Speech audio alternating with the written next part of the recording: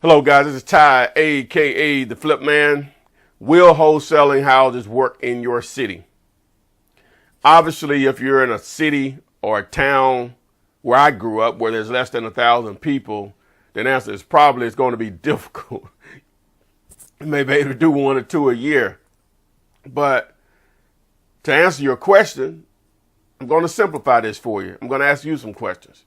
Do people get divorced in your city? Come on now. The divorce rate is 50%. So obviously the answer is yes.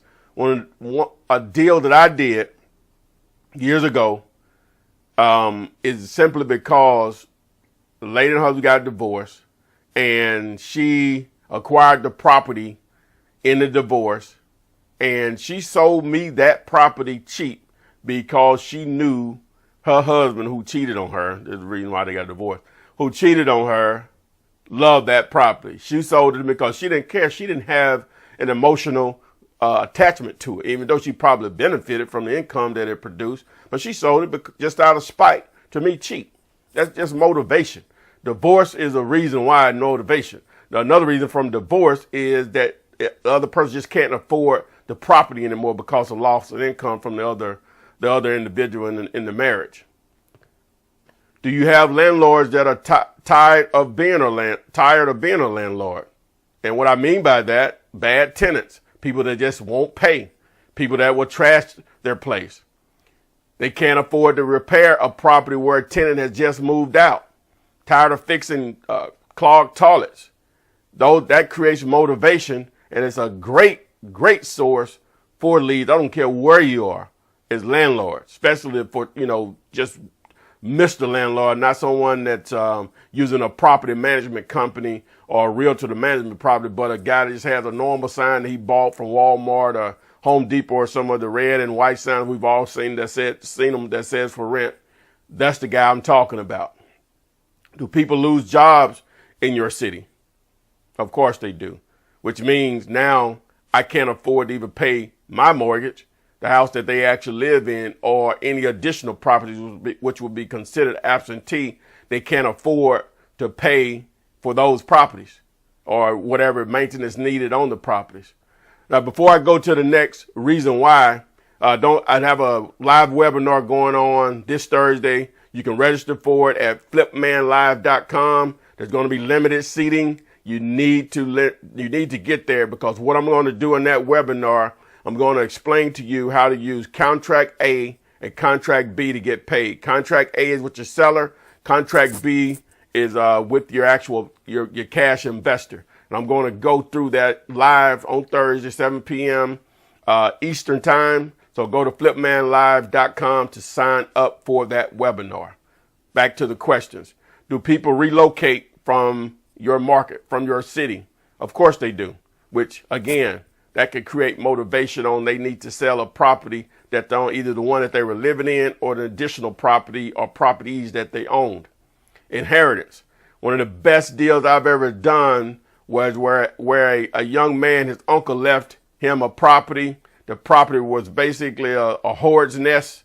And even though the nephew was living there, he and his wife wanted to sell because they had no emotional attachment. But the uncle left a ton of equity in the property, and the nephew was willing to sell it dirt cheap. Motivation. Do people die in your city? Dumb question, but I had to ask it. Do people die in your city? Of course they do. Again, we can go back to the inheritance thing where a property is left there because someone died. Or one of the things that I learned when I first got into business from a seasoned investor here locally, that was one of the ways that he found a lot of his deals was simply targeting people looking at the obituary, because you'll have, within the week of an actual funeral, he would send them out a letter, because normally there's someone there that getting their final affairs in order, whoever the person that died, and he'll send it to the address that's listed, or he'll do his research and find out where they live, and he'll send them a letter asking about buying the property, because a lot of times these people don't have any intentions on living there in the house, if obviously there was no one there but that person, and they know they need to liquidate it. Or they may not do it then. They're like, no, we're not into this bad time and blah, blah. But they call you 3 months from now. and maybe even a year from now. You do enough of that, it's a snowball effect. A property just simply needs too many repairs. I'm sure you see those, and I don't care what type of neighborhood, you see a property that's just sitting there vacant because there's a lot of repairs that appears to be needed. Somebody owns that property. That creates motivation because they can't afford or don't want to spend the money to repair the property. Unpaid taxes on a property. That can go back to job loss. That can go back to death. That can go back to relocation. All of that, so you can have a couple of levels of motivation just from one particular property owner.